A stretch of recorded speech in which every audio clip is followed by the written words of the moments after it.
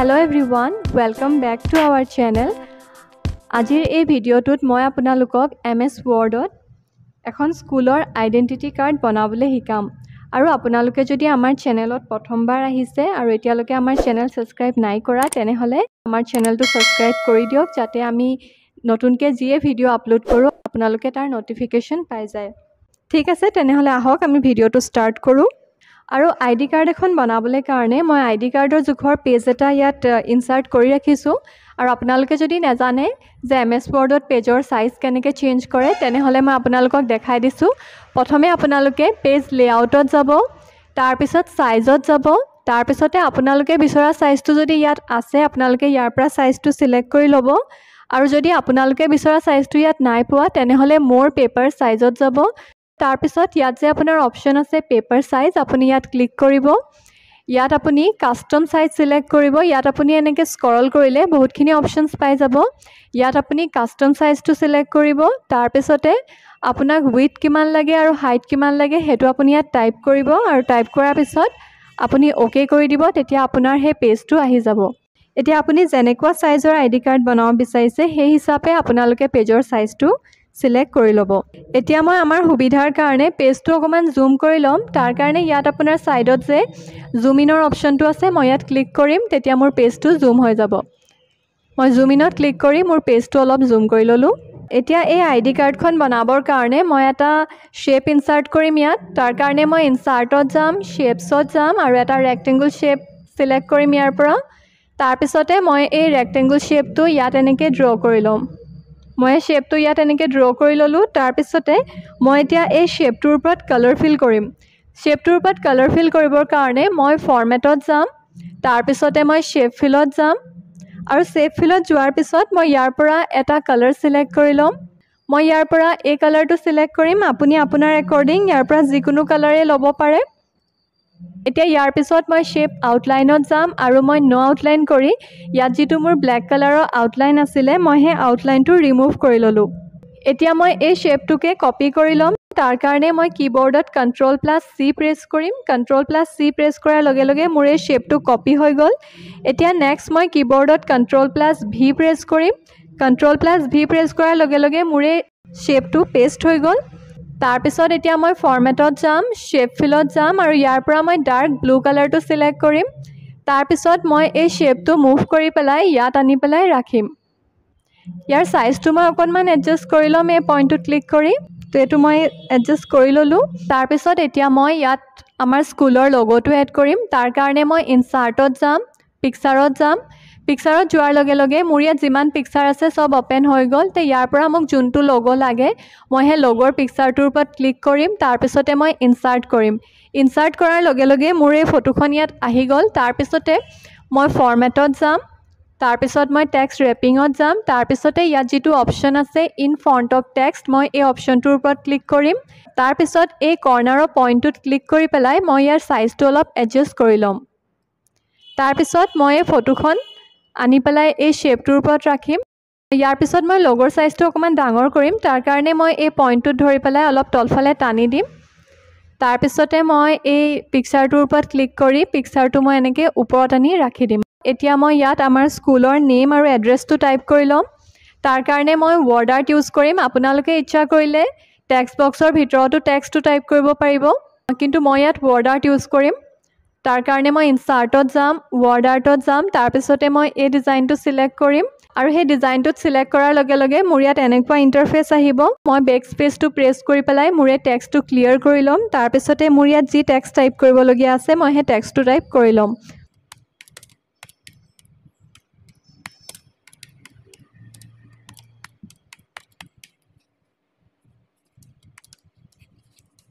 মই স্কুলৰ নেমটো টাইপ কৰিলো এতিয়া মই ওকে কৰি দিম ওকে কৰাৰ লগে লগে মোৰ ইয়াত টেক্সটটো আহি গ'ল তাৰ পিছত মই ফৰমেটত যাম টেক্সট ৰেপিঙত যাম তাৰ পিছতে ইন ফ্ৰন্ট অফ টেক্সটত ক্লিক কৰিম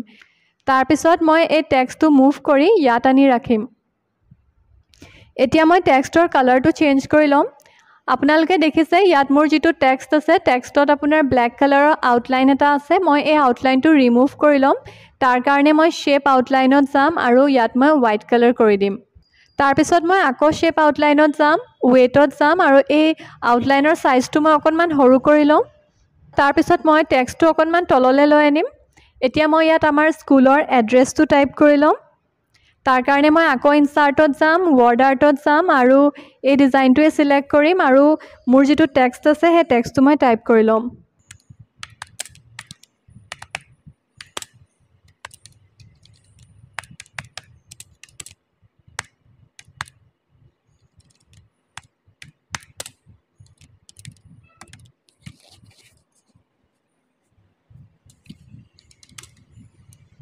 মই ইয়াত এটা এড্ৰেছ টাইপ কৰি ল'লোঁ। মই ইয়াত কোনো স্পেচিফিক এড্ৰেছ দিয়া নাই, মই ইয়াত এনেই এটা এড্ৰেছ দিছোঁ, বাকী আপোনালোকে ইয়াত নিজৰ এড্ৰেছটো টাইপ কৰিব।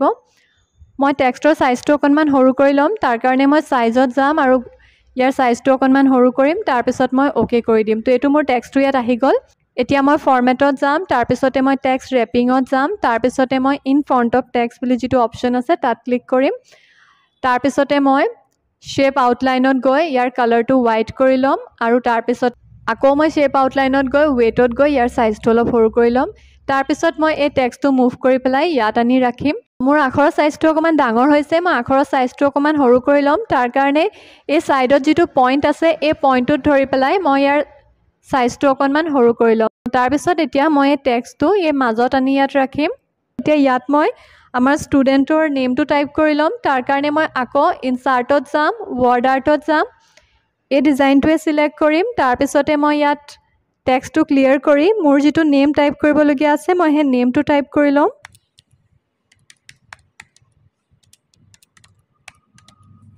মই নেমটো টাইপ কৰিলোঁ। এতিয়া মই অ'কে কৰি দিম। মোৰ টেক্সটটো আহি গ'ল। এতিয়া মই ফৰ্মেটত যাম, টেক্সট ৰেপিঙত যাম, তাৰপিছতে ইন ফ্ৰণ্ট অফ টেক্সটত ক্লিক কৰিম। তাৰপিছতে মই টেক্সটৰ সাইজটো অলপ এডজাষ্ট কৰি ল'ম। তাৰপিছত মই টেক্সটটো ইয়াত আনি ৰাখিম আৰু ইয়াৰ সাইজটো মই অকণমান এডজাষ্ট কৰি ল'ম। এতিয়া মই ইয়াৰ কালাৰটো চেঞ্জ কৰিম। তাৰ কাৰণে মই ফৰ্মেটত যাম, শ্বেপ ফিলত যাম আৰু মই টেক্সটটোৰ ওপৰত ৰেড কালাৰ কৰিম। তাৰপিছতে মই শ্বেপ আউটলাইনত গৈও ইয়াত মই ৰেড কালাৰ কৰি দিম। তাৰপিছত মই আকৌ শ্বেপ আউটলাইনত যাম আৰু ৱেটত গৈ ইয়াৰ সাইজটো অকণমান সৰু কৰি ল'ম। এতিয়া নেক্সট মই ষ্টুডেণ্টৰ যিখিনি বাকী ডিটেইলছ আছে সেইখিনিও টাইপ কৰি ল'ম। তাৰ কাৰণে মই ইনচাৰ্টত যাম, শ্বেপছত যাম আৰু ইয়াৰ পৰা এটা মই টেক্সট বক্স সিলেক্ট কৰিম আৰু তাৰপিছত মই এই টেক্সট বক্সটো ইয়াত ড্ৰ কৰিম আৰু ইয়াত মোৰ যি টেক্সট টাইপ কৰিবলগীয়া আছে মই সেই টেক্সটখিনি টাইপ কৰি ল'ম। প্ৰথমে মই টেক্সটৰ সাইজটো অকণমান সৰু কৰি ল'ম। তাৰ কাৰণে মই হোমত যাম, তাৰপিছতে ফন্ট সাইজত যাম আৰু গৈ পেলাই ইয়াত টেক্সটৰ সাইজটো অলপ সৰু কৰি ল'ম। তাৰপিছত মোৰ ইয়াত যি টেক্সট টাইপ কৰিব লগা আছে মই সেই টেক্সটখিনি টাইপ কৰি ল'ম। প্ৰথমে মই ফাদাৰ্ছ নেমটো টাইপ কৰিম।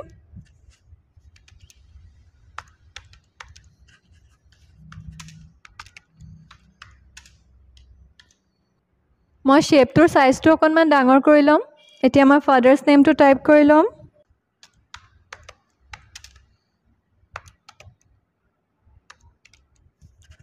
তাৰপিছত মই এণ্টাৰ প্ৰেছ কৰিম আৰু ডেট অফ বাৰ্থটো টাইপ কৰিম।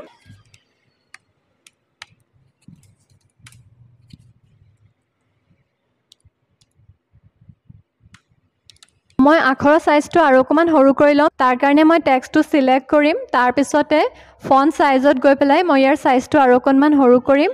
আৰু টেক্সটৰ মাজত যিটো গেপ আছে মই গেপটো অকণমান কমাই ল'ম। তাৰ কাৰণে মই টেক্সটখিনি সিলেক্ট কৰিম আৰু হোম টেবৰ ভিতৰত ইয়াত যিটো লাইন স্পেচিং বুলি অপশ্যন আছে মই ইয়াত ক্লিক কৰিম আৰু ইয়াত যিটো অপশ্যন আছে ৰিমুভ স্পেচ আফটাৰ পেৰেগ্ৰাফ মই ইয়াৰ ওপৰত ক্লিক কৰিম। ৰিমুভ স্পেচ আফটাৰ পেৰেগ্ৰাফত ক্লিক কৰাৰ লগে লগে মোৰ ইয়াত যিটো এক্সট্ৰা গেপ আছিলে সেই গেপটো কমি গ'ল। মই আখৰৰ সাইজটো আৰু অকণমান সৰু কৰিম। তাৰ কাৰণে মই টেক্সটটো সিলেক্ট কৰিম আৰু ফন্ট সাইজত গৈ ইয়াত মই 7 টাইপ কৰিম আৰু এণ্টাৰ কৰি দিম। মোৰ আখৰৰ সাইজটো অকণমান সৰু হৈ যাব। এতিয়া মই এণ্টাৰ প্ৰেছ কৰিম আৰু বাকী যিখিনি টেক্সট আছে মই সেইখিনিও টাইপ কৰি ল'ম।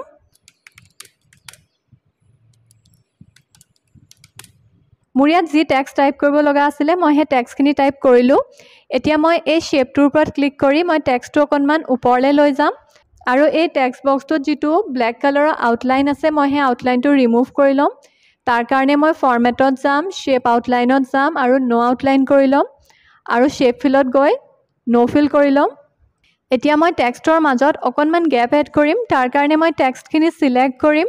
হোম টেবত যাম, তাৰপিছতে ইয়াত যিটো অপশ্যন আছে লাইন স্পেচিং মই ইয়াত ক্লিক কৰিম। তাৰ পিছত মই ইয়াত যেটো 1.15 অপচন আছে ইয়াত ক্লিক কৰিম তেতিয়া মোৰ টেক্সটৰ মাজত অকনমান গ্যাপ এড হৈ যাব তাৰ পিছত মই এই পইণ্টৰ ওপৰত ক্লিক কৰি শেপটো অকনমান এডজাস্ট কৰি ললো তো মোৰ এইখিনি লগে হৈ গল এতিয়া নেক্সট মই ইয়াত ষ্টুডেন্ট জনৰ ফটো এড কৰিম তাৰ কাৰণে মই ইনসাৰ্টত যাম শেপছত যাম আৰু ইয়াৰ পৰা মই এটা ৰেক্টেংগল শেপ সিলেক্ট কৰিম আৰু এই শেপটো মই ইয়াত এনেকৈ ড্ৰ কৰি লম তাৰ পিছত মই ফৰমেটত যাম শেপ ফিলত যাম আৰু ইয়াত যেটো অপচন আছে পিকচাৰ মই এই পিকচাৰ অপচনটোত ক্লিক কৰিম তাৰ পিছত মই ইয়াৰ পৰা সেই ফটোখন সিলেক্ট কৰি লম মই এই ফটোখন সিলেক্ট কৰিম আৰু তাৰ পিছত ইনসাৰ্ট কৰি দিম এতিয়া নেক্সট মই ইনসাৰ্টত যাম শেপছত যাম আৰু এটা ৰেক্টেংগল শেপ লম আৰু সেই শেপটো মই ইয়াত এনেকৈ ড্ৰ কৰি দিম আৰু এই শেপটোৰ ভিতৰত মই কালাৰ ফিল কৰিম তাৰ কাৰণে মই ফৰমেটত যাম শেপ ফিলত যাম আৰু এই কালাৰটোত ক্লিক কৰিম তাৰ পিছত ইয়াত যেটো ব্ল্যাক কালাৰৰ আউটলাইন আছে মই সেই কালাৰটো ৰিমুভ কৰি লম তাৰ কাৰণে মই ফৰমেটত যাম শেপ আউটলাইনত যাম আৰু নো আউটলাইন কৰি লম তে মোৰ ইয়াত যেটো কালাৰ আছিল সেই কালাৰটো ৰিমুভ হৈ গল ইয়াৰ পিছত এতিয়া মই ইয়াত প্ৰিন্সিপালৰ সিগনেচাৰটো এড কৰিম তাৰ কাৰণে মই ইনসাৰ্টত যাম শেপছত যাম আৰু ইয়াৰ পৰা এটা টেক্সট বক্স সিলেক্ট কৰিম আৰু সেই টেক্সট বক্সটো মই ইয়াত ড্ৰ কৰিম আৰু এই টেক্সট বক্সটোৰ ভিতৰত মই টাইপ কৰিম প্ৰিন্সিপাল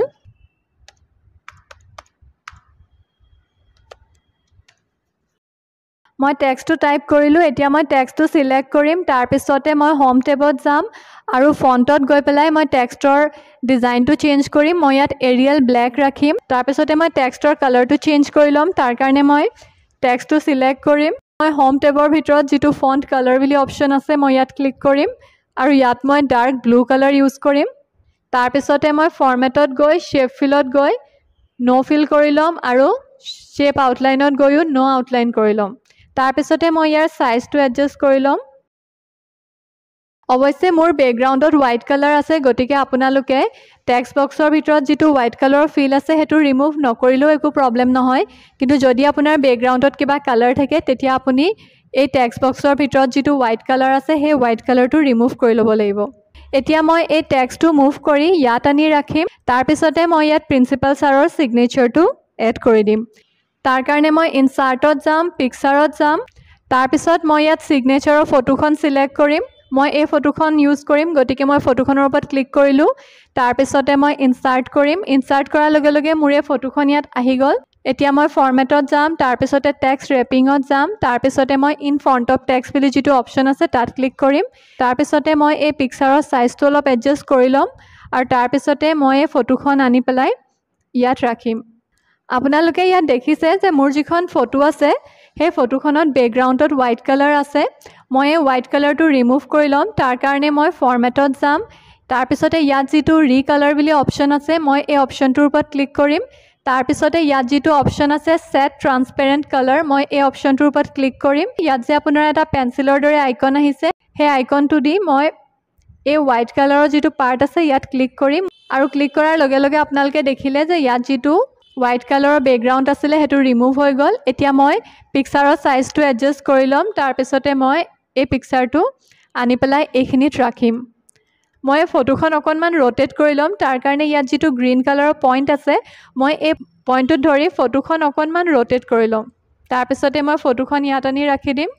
মই এই টেক্সটখিনি অকনমান বোল্ড কৰি দিম তাৰ কাৰণে মই টেক্সটখিনি সিলেক্ট কৰিম আৰু হোম টেবৰ ভিতৰত ইয়াত যেটো বোল্ডৰ অপচন আছে মই ইয়াত ক্লিক কৰিম মোৰ টেক্সটটো বোল্ড হৈ যাব আমাৰ স্কুলৰ আইডেন্টিটি কাৰ্ডখন সম্পূৰ্ণ হৈ গল আশা কৰো আজিৰ ভিডিওটো আপোনালোকৰ ভাল লাগিলে আৰু যদি ভাল লাগিলে ভিডিওটো লাইক কৰক আৰু কমেন্ট কৰি আপোনালোকৰ ফিডবেকটো জনাব আৰু যদি এতিয়ালৈকে চেনেলটো সাবস্ক্ৰাইব নাই কৰা তেনেহলে আমাৰ চেনেলটো সাবস্ক্ৰাইব কৰি দিয়ক যাতে আমি যিয়ে ভিডিও আপলোড কৰো আপোনালোকে তাৰ নটিফিকেশনটো পাই যায়